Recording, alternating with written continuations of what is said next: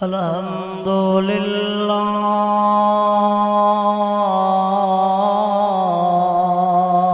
रब्बिल आलमीन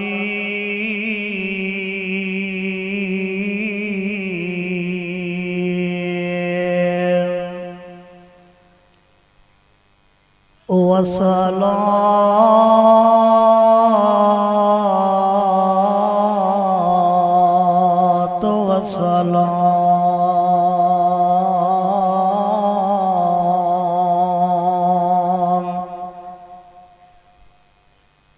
अला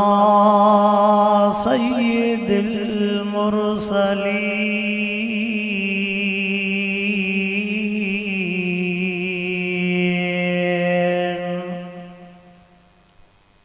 वाला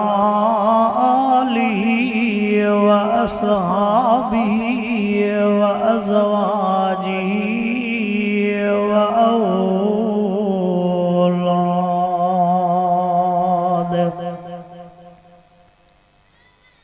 व औलादिहि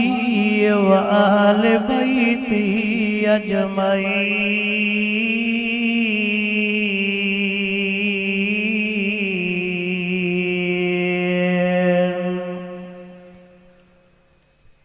अम्मा बाद फ़अऊज़ु बिल्लाहि मिनश शैतानिर रजीम।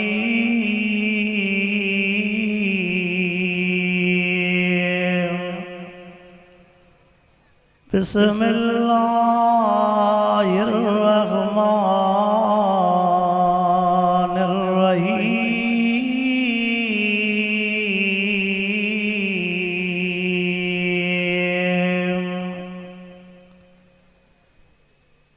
या अय्युहल्लज़ीना आमनुत्तकुल्लाह हक्क तुक़ातिहि व ला तमूतुन्ना इल्ला व अंतुम मुस्लिमून।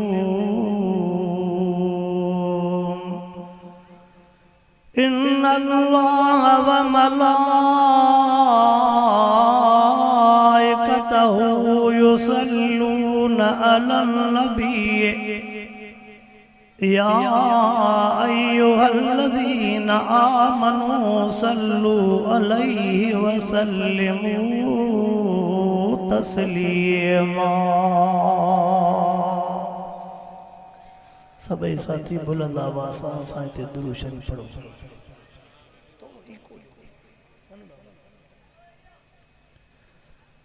अल्लाहुम्मा सल्लि अला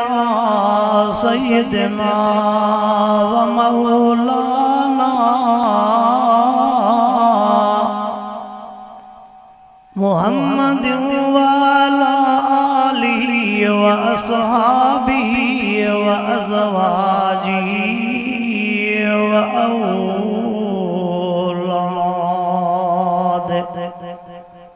व औलादिहि व अहले बैतिहि अजमईन।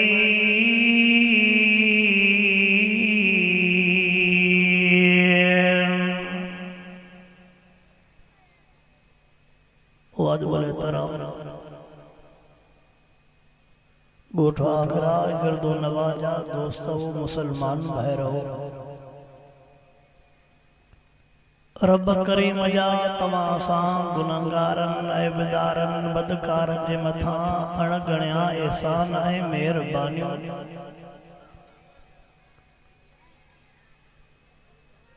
जय रब करीम तमाए असा के इन इदारे जे तरफ का अजीम शान कॉन्फ्रेंस में घुराए करे मिठड़े कुरान पाक जो दीदार भी करायो ऐं मिठड़े कुरान पाक जे गालिन जे बुधण ऐं बुधाइण जी तौफीक अता फरमाई आहे।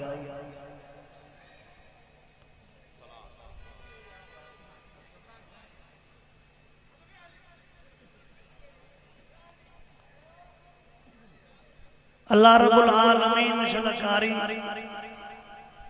अजीबुल्लाह साहब जे मेहनत के शल कबूल ऐं मंजूर फरमाए। तव्हां जो चौधारी तकींदव तो वाइदो कैसा कजे, कंहिंजो मुंहुं कंडियारे आ, कंहिंजो मुंहुं मोहब्बत दे जतो ई आ, कंहिंजो हालाणी आ, हे दिल भर हेॾे आ, तव्हां पंहिंजे ख्याल में हो। हा वाह, असां वरी थोरा करोड़ा चरिया बि आया आहियूं। तव्हांजो चौधारी तकियो ऐं दिल भर हेॾे हुजे, ओॾे कंहिंजो बि तवजह न हुजे। सच ॿुधायो पोइ इहो हिन जा आशिक़ चइबाज़? तव्हां को तो पुछा अब कुरान पाक जा आशिक़ चइबाज़? आयो केड़ा जेके कुरान पाक जा सच्चा आशिक़ हो, हथ मथे कयो मां ॾिसां त सही। सभई सच्चा आशिक़। नारे तकबीर, शाने कुरान, हाथ मथे करे, शाने कुरान, अजमते कुरान, नारे तकबीर।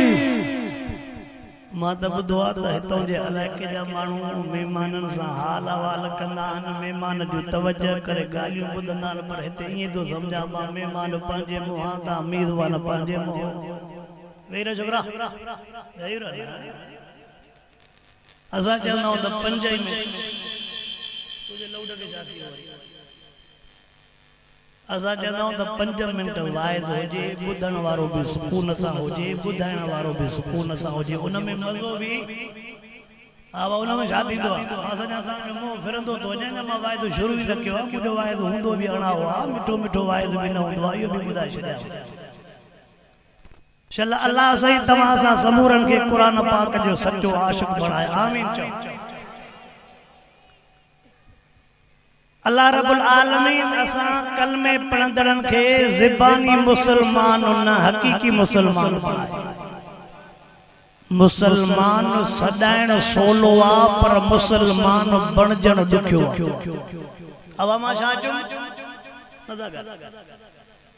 मां चुम मुसलमान सदाइण सोलो आ, पर मुसलमान बणजण कुरान पाक पढ़ण सोलो आ, पर कुरान पाक ते अमल करण। कलमो शरीफ पढ़ण सोलो आ, पर कलमे पाक ते अमल करण। इंसान सदाइण सोलो आ, पर इंसान बणजण। अल्लाह वट ज़बान छड़ो ज़बानी गाल कम न ईंदी। रब चवई तो अमल खयूं। बोया सजी लाइन अकाबिर जे मौजूद आ, सजे पासे द मुअज्जिज़ीन मौजूद आहिन। सजे बुजुर्गन को पुछा कयो, अवल कुरान में लिखियल आ इल्लल लज़ीना आमनू व अमिलु सालिहात। जाते ईमान जो जिक्र आ, उते अमलन जो भी। जाते ईमान जो जिक्र आ, अमलन जो भी। चेबो त जेकॾहिं अमल ना है तॾहिं भी मज़ो। आवा साईं जेकॾहिं अमल ना है तॾहिं भी। ओ जेकॾहिं असां सॼऊं भी पाण खे रसूलुल्लाह जा आशिक़, सॼऊं भी पाण खे पक्का मुसलमान ऐं रब खे छॾे ॿियनि खे सजदो कयूं, पोइ असां रसूल जा आशिक़ सॾिबासीं। थोरो मूंसां ॻाल्हाईंदा हलो, मां शॉर्टकट थो कयां। आवाज़ आई? महबूब मुस्तफा करीम सल्लल्लाहु अलैहि वसल्लम फरमायो मुझे उम्मत जे मतो हिकड़ो दौर ईंदो, ला युबालिल मरउ मा अखज़ मिनल हलाल अम मिनल हराम।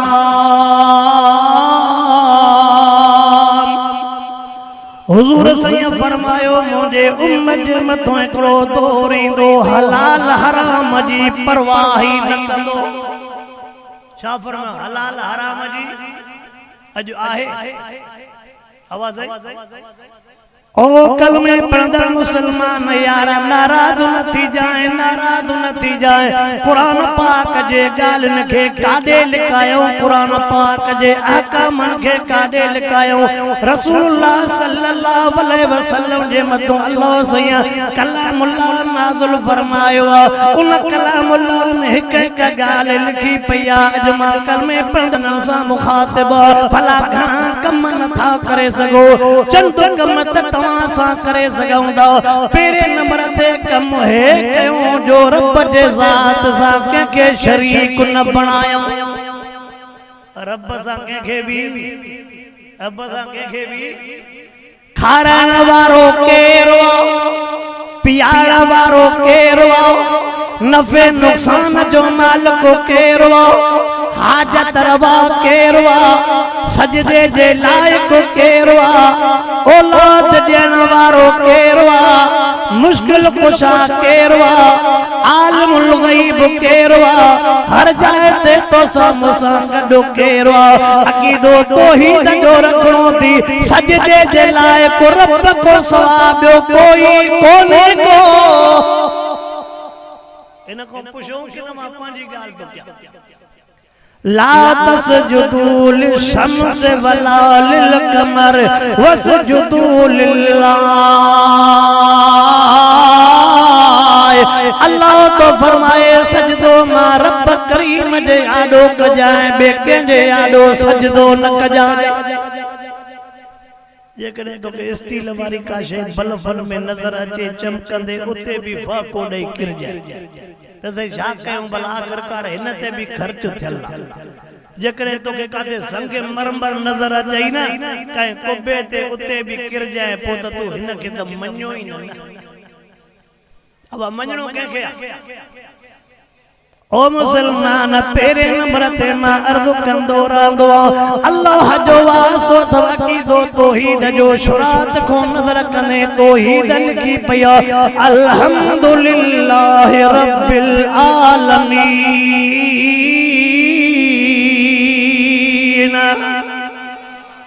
पछाड़ी पढ़ंदे कुल अऊज़ु बिरब्बिन नास रब रब रब शुरुआत को वठी करे पछाड़ी ताईं चवई तो त मुंहिंजो दग मुंहिंजो रस्तो मुंहिंजो तरीक़ो मुंहिंजो क़ुरान छॾे ॿिए पासे ॾे पहिरे नंबर ते अक़ीदो तौहीद जो रखजाए ॿिए नंबर ते तवज्जा कर मां बे नंबर ते अर्ज़ थो कयां ओ कल में पैदल मुसलमान पराओ हक न खाए जाए अब छा चयो ॾाढा तदा मां तां को गाल राईंदो छावा मां तां को पहिरे नंबर ते अक़ीदो तौहीद वारो बे नंबर ते पराओ हक न खाए जाए जेकॾहिं नई कोडर ठपाए आयो तो को भी बनो गिराट सोर जाए घणो न सोर जाए नदो ॻाल्हायो चवंदे त मोल साहब पाण गिराट जी मोकल मोल साहब ॾिनी आहे ॿ गिराटियूं तूं ठोक जाए ईअं सही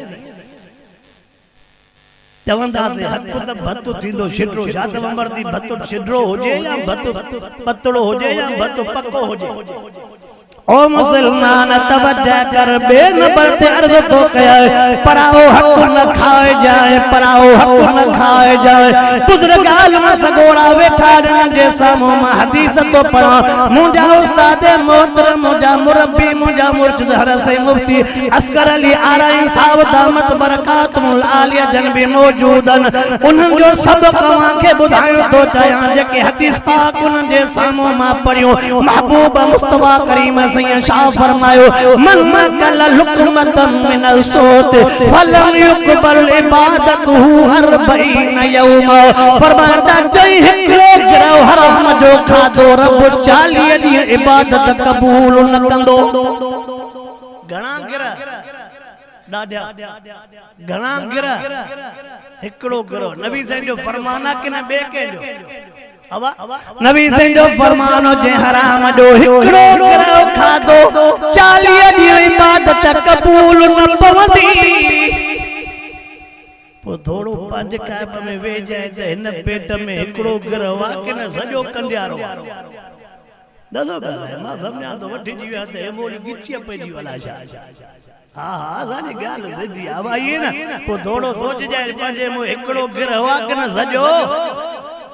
अल्लाह अकबर कलमे पढ़ंदड़ मुसलमान तवज्जा कर पेट में हराम हूंदई नमाज कबूल को न पवंदई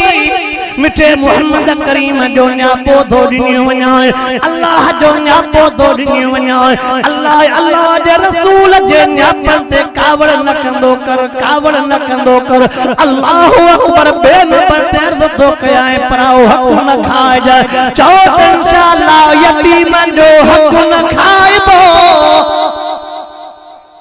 इंशाअल्लाह जो अन्या प्रोग्राम ना है मां अन्या कुछ कुक खाली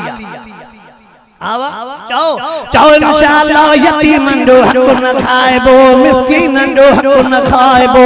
बेवाहन जो हक न खाइबो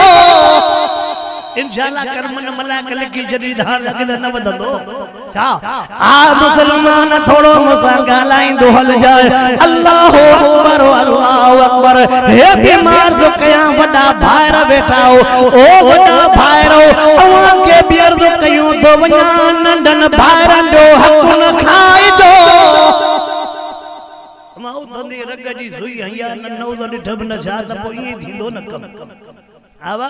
वडड़ा भायर बैठा हो मावा के अर्ज कयो तो वना नंदन भायरन जो हक न खाइजो मत अपे जी जमीन जा पैसा तो वठोजन अपे जे नौकरी जा पैसा पेंशन जा पैसा तो वठोजन लीमन जा पैसा अंबल जा पैसा मता तो वठोजन अपे जे पैसे मो तो शहर मो दुकान ठाराइंदो वते जगह ठाराइंदो वते अपे जे मरी वञण खां बाद में जने विरासत जो मसइलो ते छड़ो डुजरे बुकजूं बीठो होजे अब अबे जो त डुजरे विरायो चार भाइर भेनर जो नालो त पो भी न खणदा ले जो त उहे त उन सां वास्तो ई कोने अब हक सजो चंद मां पो हाणे मथे साल घुरायो न घुरायो ता जी इन वायदन ते घुराईंदा की नाहे हा इन वायदन ते पर जेकरे चवा त बाबा जुती सुदो जन्नत में विंदो जीए वणे वसो कर ई आलम हो जन दिस आसरो दई हो आसरो खाली न मिलंदी न्यापो हिन जो मिलंदे आवा ओ मुसलमानो मा अर्ज तो कया व अर्ज तो कयो वनाव अल्लाह जो वासो सब भेनर जो भी हक न खाए जाए भारन के तमा तो नंदन भारन जो हक न खाए जाए हक न खाए जाए बुजुर्ग बैठा न जेकने तुझे पेट में पराओ हक न को नमाज कबूल पौंदई न को तिलावत कबूल पौंदई न को हज कबूल पौंदई न को उम्रो कबूल पौंदई असा के शौक हुंदो इत्काफ वनी वे हूं मस्जिद नबवी में हिते भेण सजे गोठ के दान दी त अदो हक देण जे ला तैयार कोने वेठो त मदीने पाक एडे जद कोने रोज़े पाक जे भरदा वेठो उन रोज़े वारे यार चयो त भेनरन जो हिस्सो न खाजाए न्याणन जो हिस्सो न खाजाए यो सब हयूं हड़प करे उते वेठो आ तर पाणे माफ कर ये कम न हला मां साधो साधो मो विरंदो तो वने हा हा में जमीना तो साजो भी सुबह शाम धंधो आवा अल्लाहु अकबर ओ कलमे पढ़ंदड़ मुसलमान अर्ज तो कया जे कदे मुझे जुमलन के बुधंदो हल जाए दिल में न जाए कावड़ न जाए जुमलन के बुधंदो हल जाए पुटन जो जे कदे नंदन भाइरन जो हक खाई करे पंजे पुटन के खाराई भेनरन जो हक खाई करे पुटन के खाराई न्याने जो हक खाई करे पुटन के खाराई पोस में वारी सा चवा दो तजरबे जे बुनियाद ते चवा दो तुझे पुटन जो भेनरन तुझे न्याने तुझे भाइरन जो हक जो खादो याद रख जाए वड्डा दी पुट तुझे गिटिया में जरूर पवंदा ओ जने पुट गिटिया में पवनी ना ओ मोणा वलीला साहब वट वञे ओ साथ किताब खोल मुंजो छोरो वने त मटबो माचन माट छड़ो छोरे जो किताब न खोल पिण से जो भी किताब पढ़ आ सही छड़ो छोरे जो किताब न पढ़ बाबा जो किताब भी पढ़ हे जो सब धीरन जो हिस्सो भी है भेनरन जो हिस्सो भी है नंदन गरीबन भार जो हिस्सो भी है पो त हिसाब किताब थींदो कि न थींदो मां एकड़ो जुमलो चवंदो केड़ो ए त शुक्र आ जो असा जो पेट रब गिराट ठायो पर जे करे न फिदा वारे लौड जडो पेट हो जिया न त अन्या अला केड़ा कहर कर आ सही ओ मुसलमानो तवज्जो क्यों बेनबर थे मां अर्ज तो कया पराओ हक न खाए जो हलाल करे खाए जो लिखो पियो तलब कसबिल हलाल फरीज़तुन बादल फराइज जी नमाज फर्ज आ जी रोज़ो फर्ज आ जी ज़कात फर्ज आ जी पैसे वारे जे मथो ज़कात हज फर्ज़ आती हलाल कमाइणो भी फर्ज़ ही फर्ज़ हलाल कमाई फर्ज़ हलाल कमाई अल्लाह जेकॾहिं तोखे 5 मींहं ॾिनियूं न पोइ 5 मींहं जो जेको खीर थिए थो उहो खपाए मता उन में बाल्टी पाणीअ जी विझे चवे त महांग वधी वई आहे बोह बि घटि थो मिले राशन बि घटि थो मिले पोइ इहा जेका बाल्टी विधई न इहा हलाल खे बि ओ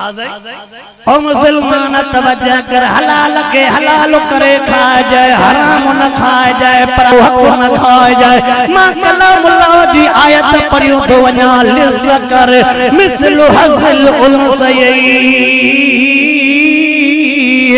अल्लाहु अकबर कलामुल्लाह में रब फरमायो जाते पुट जो हिस्सो आ उते न्याणे जो भी हिस्सो आ अब न्याणीअ जो हिस्सो आ पीउ जे मिल्कियत में शामिल कयो जा एतिरो जुमिलो चवण नाराज़ न थींदो जीअं पाण हिते जलसे में वेही करे तवज्जो सां ॿुधूं था न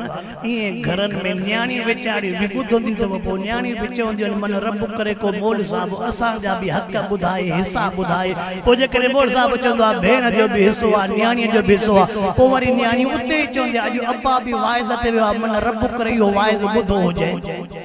सिंधी सम्झंदा चवंदी अॼु अदा बि वाइज़ ते वियो आहे मन रब करे अधे बि इहो वाइज़ ॿुधो हूंदो त भेनरुनि जो हिसो बि ऐं हेॾे अबो अधो चवंदो अलाह करे कम हुजनि कंहिं न ॿुधो हूंदो पर न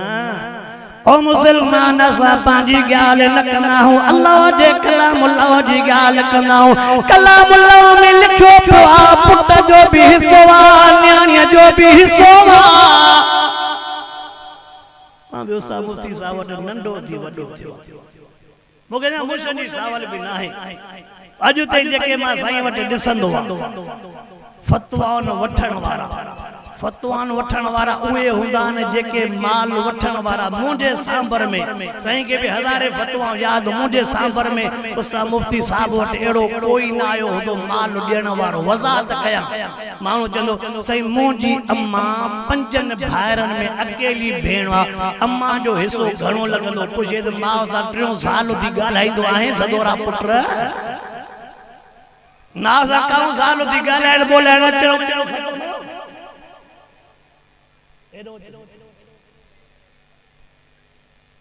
हेॾो जो तू अम्मा जो हिसो तो घरे अम्मा जो हिसो घणो लॻंदो मां मन ॾे पोइ ॿुधाए माउ सां ॻाल्हाईंदो आहे